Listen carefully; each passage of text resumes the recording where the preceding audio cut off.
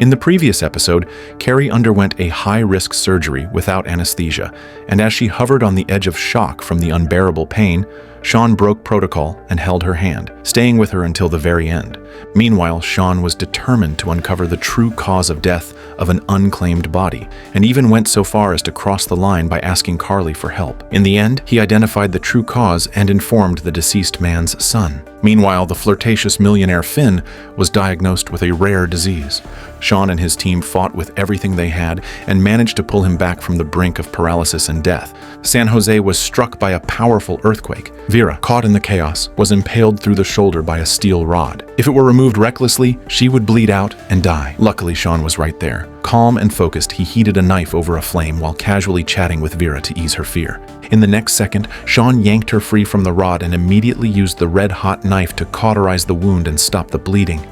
But that didn't mean Vera was safe. When Shaun lifted a wooden board from her thigh, he found another steel rod had pierced straight through it. This wasn't something Shaun could fix with the tools he had.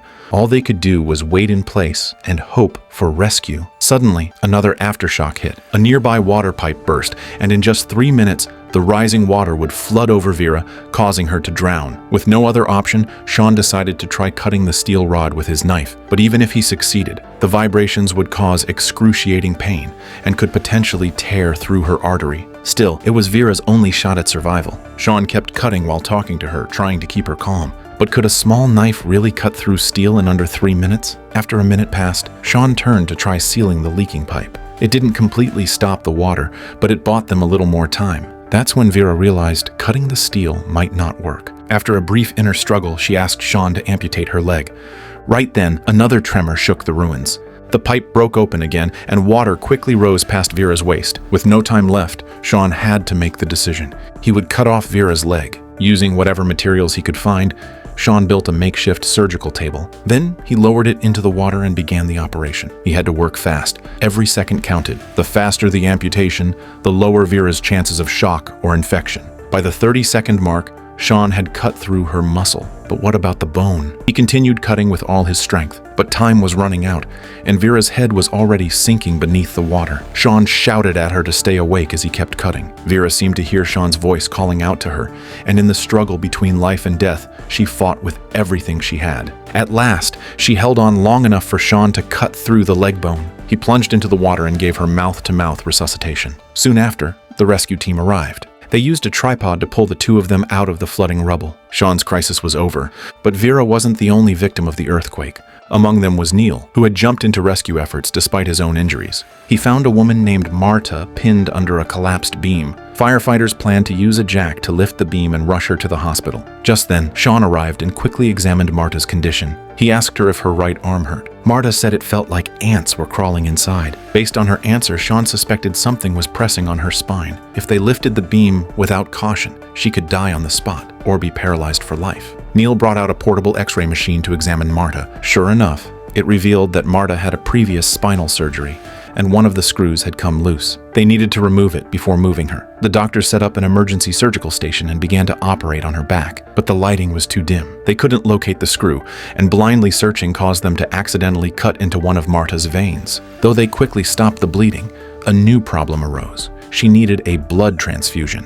But where could they get matching blood in a place like this? That's when Claire had an idea. She found a beer dispenser on site, disinfected it, and turned it into a blood recirculation machine. This way, Marta's own blood could be reused without risk of rejection. After a tense struggle, Neil successfully removed the screw, and Marta was finally out of danger. Just as Neil was about to continue saving more victims, he suddenly vomited, and the next moment collapsed to the ground. It turned out the injuries in his abdomen had worsened. Claire rushed him back to the hospital and immediately sent him in for an MRI scan. The results revealed severe internal damage, but the scans couldn't pinpoint the exact source of bleeding. The only option left was to open up his abdomen, locate the cause, and stop the hemorrhaging. The surgery began quickly. At first, everyone believed it was just a simple case of intestinal bleeding, something relatively easy to treat, but halfway through, limbs suddenly froze. Claire followed her gaze, and her eyes widened in disbelief. When Neil finally woke up, Lim and Claire had to give him the bad news. This wasn't just a ruptured organ. Because Neil had pushed his body too hard during rescue efforts, he had missed the best window for treatment, which led to a tear in both his mesenteric and abdominal arteries. They now had to wait for his lactic acid results. If the levels exceeded a critical limit, it would mean Neil's organs had suffered from prolonged ischemia and were likely infected. If that was the case, there would be no way to save him. Neil, his voice trembling, began to reflect on the moments of his life. He didn't want to die, not like this, but life rarely bends to our wishes. From that moment on, Neil's tone became serene. He said he wasn't afraid of death, because it was his own choice. Staring into the yawning void, I'm hedging my bet, but it's coming back to me. Lim was still frantically looking for a way to save him, but Glassman said that Neil had already missed the optimal window for treatment. All of his internal organs had failed. The only hope now would be to remove them all and find a matching donor immediately. But even if they somehow managed that, Neil would spend the rest of his life eating through a feeding tube. Is that really what he'd want? Every life must come to its end. The moment Neil chose to stay and help in the rescue, he had already accepted that sacrifice. Lim quietly watched the weakened Neil. In that moment, she wasn't a doctor. She was his friend, his former lover. They exchanged one last, heart-wrenching farewell. The next to visit Neil was his student, Claire. It wasn't until the very end that they finally said the words they had buried in their hearts for so long. The terrible bowler. And I wanted to tell you that I hate your tattoo. The way too much antler. I love you. I love you too. It was a secret held between them for years, finally spoken in their final moment together, if only time could freeze right then. But time keeps pushing us forward. The next morning, Claire was still standing silently by Neil's hospital bed. When she finally turned to leave, her grief could no longer be held back. She broke down in Lim's arms as they hugged tightly. Meanwhile, Shaun had completed his own rescue mission. That day, they lost so much, but it was precisely because of their efforts that more lives were saved from the disaster, giving others a chance to move forward. We salute these selfless and brave souls. Kenzie endured excruciating pain as she finally gave birth, but just as she reached out to touch her baby, the nurse immediately placed the newborn into an incubator. That's because she was carrying twins, one of them still unborn. What happened next left Kenzie completely stunned. The doctors actually pushed the other baby back into her womb. What was going on? A few hours earlier, when Kenzie first arrived at the hospital, it was Shaun who examined her. She had come in for a regular checkup, but accidentally called Shaun by the wrong name. She called him House. That small slip triggered Shaun's hypersensitivity. He asked if she could clearly read his name on the coat. Kenzie admitted it was blurry. Shaun immediately checked her eyes. He quickly diagnosed her with preeclampsia. Her blood pressure had to be brought down immediately. Otherwise, the babies wouldn't survive. After emergency treatment, Kenzie's condition stabilized, and Shaun finally understood the real issue. Kenzie had previously had an abortion, and it hadn't been fully resolved. That's why she was now carrying two babies of different sizes. To make things worse, the smaller baby had a different blood type, and the larger one was treating it as a foreign invader, absorbing all its nutrients. If nothing changed, the smaller baby would soon die. Shaun rushed to perform a catheter surgery to temporarily stabilize the situation and give the smaller baby a fighting chance. But then, something unexpected happened. The surgery affected the larger baby's health. Kenzie's water broke, and now the baby had to be delivered immediately. Now the doctors faced a difficult decision. If they performed a C-section to save the bigger baby, the smaller one would almost certainly die. But if they continued with the catheter approach, the larger baby wouldn't survive. As the team debated, Shaun proposed a bold, unconventional solution. Deliver the babies in separate stages, induce the larger baby's birth, and then push the smaller one back inside to continue developing. Of course, this approach came with serious risks. If anything went wrong, they could lose both babies. After thinking it through, the doctors explained all three options to Kenzie. As a mother, she naturally wanted to save them both, so she chose Shaun's plan.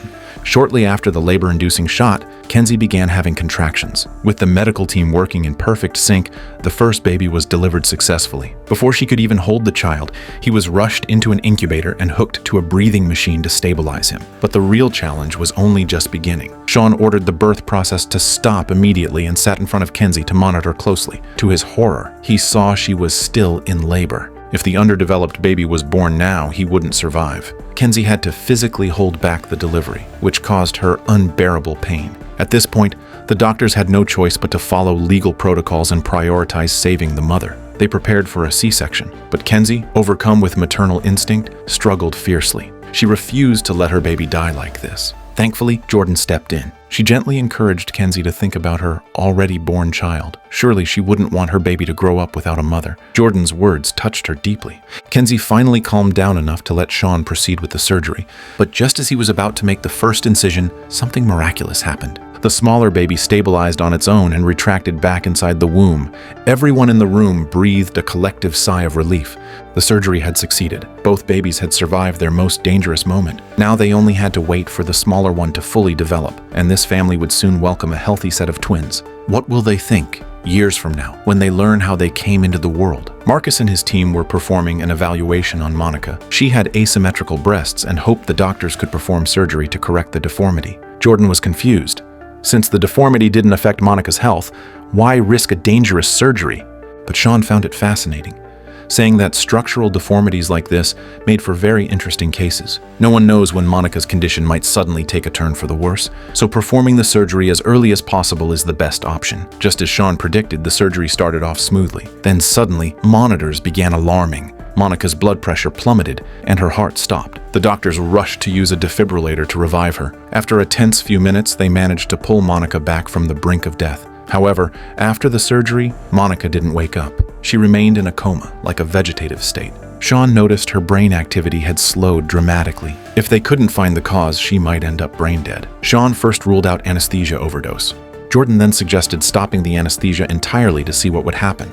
But that would put too much stress on Monica's heart. It could kill her on the spot. So that option was off the table. Another intern, Enrique, mentioned he had seen similar cases before, possibly caused by heart disease. So the doctors scheduled an MRI. Shaun focused closely on Monica's heart, but scan after scan revealed nothing abnormal. Then, to everyone's surprise, it was intern John who spotted something off. He zoomed in on Monica's brain scan. Hidden deep within a cerebral artery, he found a small clot, barely detectable, cutting off blood flow and keeping her unconscious. Now, they had to remove the clot immediately, but its location was incredibly tricky, and none of the doctors felt confident. Shaun's mind raced through all the research he had read. He proposed using a stent to retrieve the clot. It was a risky operation. One wrong move could puncture an artery and cost Monica her life, but it was their only shot. In the end, the team agreed to go with Shaun's plan. As soon as the surgery began, Shaun ran into trouble. Monica's brainwaves weakened even more. He had to move quickly.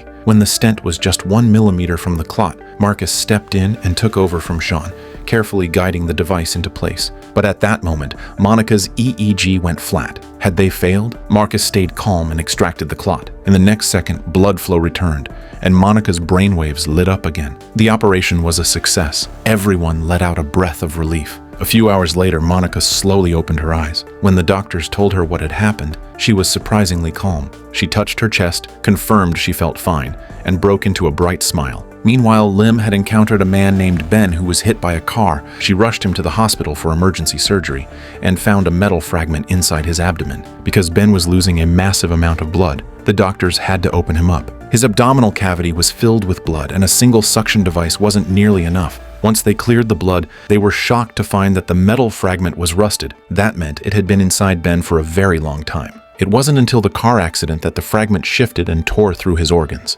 Thankfully, the surgical team had plenty of experience. They repaired multiple injuries and finally stabilized Ben. He eventually woke up, but the first thing he did was cause a scene in the hospital. Security was about to intervene, but just then, Ben's girlfriend Zoe arrived. From their conversation, the truth came out. That morning, Ben had mistaken a parked car for a tank and slid toward it in full combat mode, landing himself in the hospital. Ben was a retired soldier who had served in Afghanistan.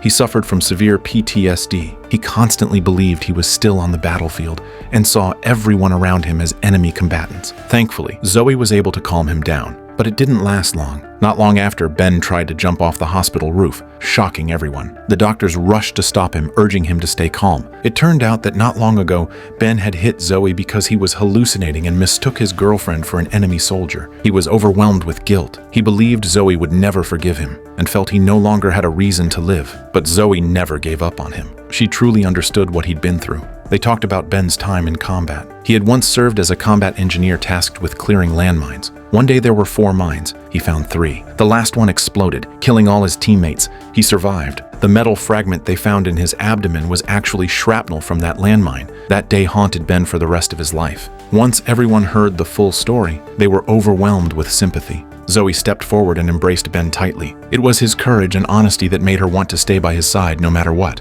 Claire and Lim, who were present, were both moved by the couple's love, but they themselves had just lost someone they loved deeply not long ago. Lim couldn't hold it together anymore. She sped down the road on her motorcycle. Ever since Neil passed away, this had become her way of releasing grief. But then tragedy struck. Lim was lying motionless on the ground. Meanwhile, Rio received devastating news from the doctors. He was completely stunned, and so was his fiancée. It turned out Rio was a transgender man who had undergone gender reassignment surgery 5 years ago. But due to the surgery not being fully complete, he had unexpectedly become pregnant. To make matters worse, the doctors discovered a tumor in his body. Because of the pregnancy, the tumor had rapidly grown several times its original size in just 2 weeks. This meant surgery was urgently needed to remove it. Shaun unintentionally asked about Rio and Elise's relationship, which upset them, and Lim told him to leave. Lim then gently asked Rio whether he wanted to continue the pregnancy, because that would determine how they treated the tumor. She explained that they had 2 treatment plans. Option 1, terminate the pregnancy, reduce hormone levels, and then safely remove the tumor. Option 2, keep the baby and perform a sacral surgery that involved going through the nasal cavity. But this option was highly unstable and could cost Rio his life. Rio thought deeply about it and ultimately decided to keep the child. Elise, however, disagreed. He asked, what if something goes wrong? He also worried about the future. What will the child think growing up with 2 dads? Don't you get how confusing that could be? But Rio stood firm. His decision was made. Elise, frustrated and overwhelmed, turned and walked out of the room. As the surgery approached, Elise finally cooled down. He remembered everything Rio had gone through to become who he was and realized how selfish his own reaction had been. They shared their hearts with each other and finally made up. But just then, Rio said his vision was becoming blurry. Shaun quickly stepped up and asked Rio to follow his finger, but Rio still couldn't see clearly. This meant the tumor was continuing to grow, now pressing on his optic nerve. If they delayed the surgery, Rio could go blind. An emergency craniotomy was now the only choice, but it came with a much higher risk. Lim advised Rio to reconsider and opt for the safer option, to give up the baby. But Rio shook his head. He wasn't ready to give up on his decision, so Rio was prepped for surgery. Shaun carefully opened his skull, cautiously avoiding any wrong move that might trigger sudden death. But an accident still happened. Air had unintentionally entered a blood vessel in the brain, causing Rio's blood pressure to crash. Shaun acted quickly. He instructed the team to tilt the surgical table, turning Rio's head downward, and inserted a catheter to release the air bubbles. Thanks to the doctor's quick response, Rio's condition finally stabilized, and the surgery ended successfully. When Rio slowly woke up, Eliz was already waiting at his side, eager to share the good news. Now that Rio's health was no longer in danger, all he had to do was wait for the baby to be born, and then they could finally build the complete family they had always dreamed of.